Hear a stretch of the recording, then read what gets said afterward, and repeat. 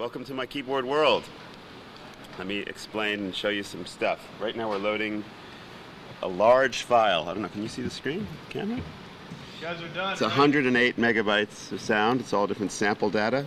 And every day I load in different sets. So every day's another experience. Matter of fact, I'll show you Exhibit A. Okay.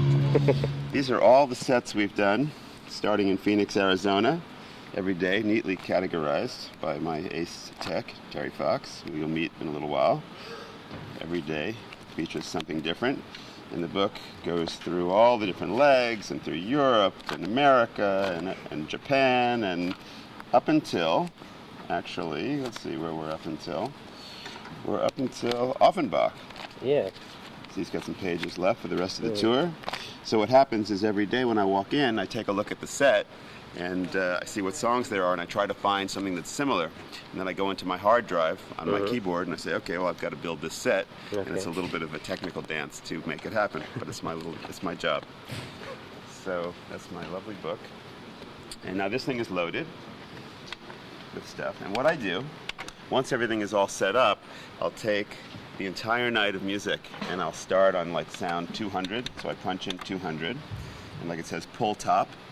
We can't see the monitor very well. So. Oh, okay. So right now I'm on 200 and it says pull top. Okay. So when I walk onto the stage, I can go and have that. And then for every sound, I step on my pedal. I have a bunch of pedals down here. And what they do is this pedal down here, this is the one that changes through all the different sounds. So I can go from that to...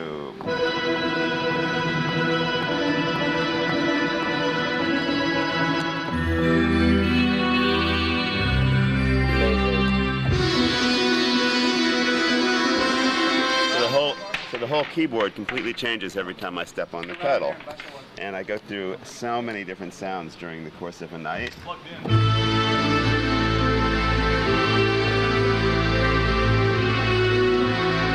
like, for instance, Pull Me Under uses about, before it's all done, uses like 19 sounds. And at the end, you know the part that goes...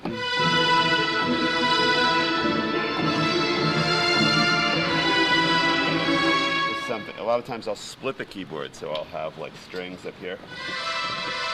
And as I go down, it changes back to organ. Okay. So I can accomplish doing that thing that goes all that, but at the same time play the strings, which I don't think any other keyboard player actually did in this band. But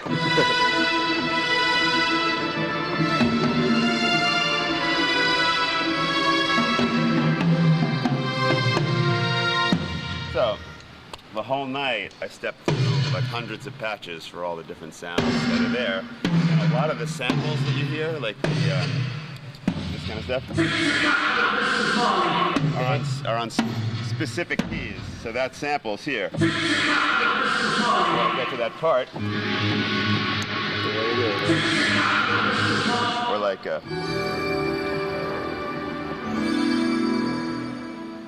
this one is.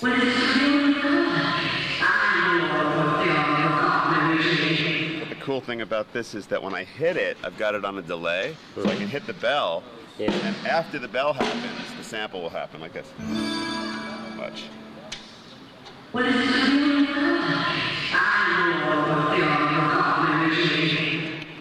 So I'm triggering all kinds of wild stuff all throughout the night, and play a couple of the sounds, you know.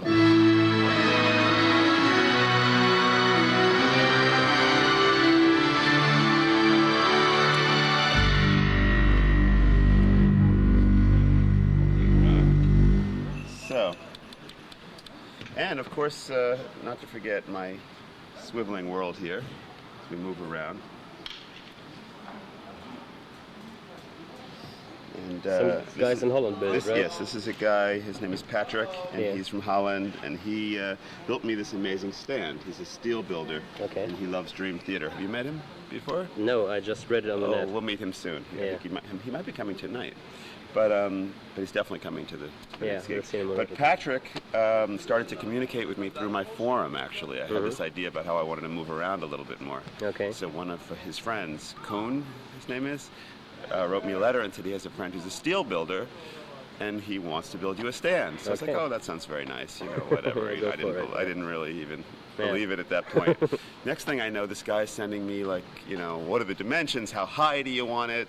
How heavy is the keyboard? Where exactly do you want your pedals? Yeah. And so I started to take pictures of like where I wanted to step to have my pedals. Yeah. And I put, you know, I like positioned my arms at the perfect height so I could, you know, get to the keyboard, and I measured the distance, and I sent him all this stuff, and he's writing me back with more details and more specifications. Next thing I know, we were preparing for the beginning of the tour, and he sent me this stand in a big crate. Really? And we set it up, and it was perfect from the very first second. I mean, from the moment I set it up, the stand was absolutely perfect.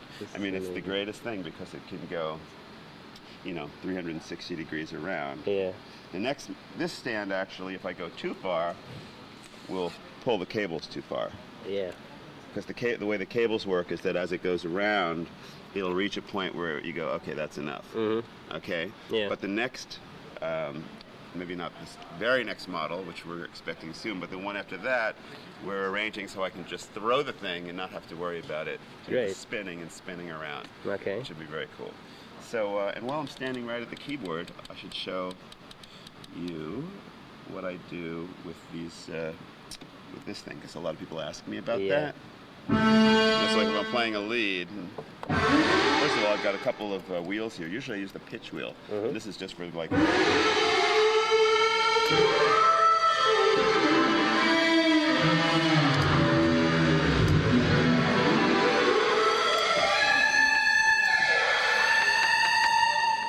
This ribbon can do a lot of things, and one of the things it can do is do pitch as well, so I can do like a vibrato kind of thing, or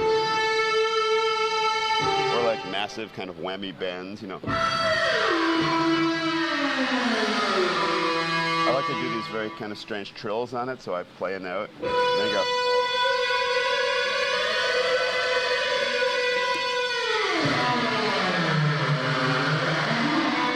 It's really very kind of slippery, and incredible. Matter of fact, Terry sprays the thing so my hand can glide very smoothly on the ribbon. Very cool. So, and also I've got a bunch of sliders which I use to do crossfades and things like that. Like at the beginning of what is that song? Take the Time. I've got a slider which will. Okay. Sometimes I'll put in the name of the sound, like slider H will do the volume. So it's a lot of little tricks going on. A lot of pre-production in Dream Theater World in my space. And over here, these are all my other toys. I've got a bunch of Kurzweil racks. Some of the stuff that you see are spares. Like for instance, this is a spare Kurzweil right now, and this is my mixer with inputs for all the instruments I use plus the spares. This is the one that's being used tonight. These are a couple of disk drives where we back up some of the Triton sample information. The Triton down here, the Korg Triton, is actually playing some of like the 6 o'clock samples and Take the Time samples. And one of them is a spare and one of them I'm using. And then I'm using this too. So in total, I'm using my keyboard, I'm using 2 Kurzweil 2600 racks, and I use 1 Triton rack. And you had asked me before what I do with the Karma. The Karma keyboard, actually they don't make this in a rack. So, but when we got this keyboard into the studio, it was like the inspiration for some of the 6 Degrees stuff, some of the big themes. Yeah. So I decided we definitely needed it on the road. So that's why it's sitting there. It doesn't need to be played physically, but I talk to it via MIDI from my controller. Okay. So actually you're hearing it a lot, like the really, really gigantic orchestral things. A lot of it came out of that. Okay. So and that's my rig. And then, yes. Okay. And then just talking about the pedals for a second. So this is my sustain pedal, and this is my program change pedal. This pedal over here will do like the kind of like wah-wah type of stuff. And this pedal does my Leslie simulation. It's kind of like a rotary speaker on and off.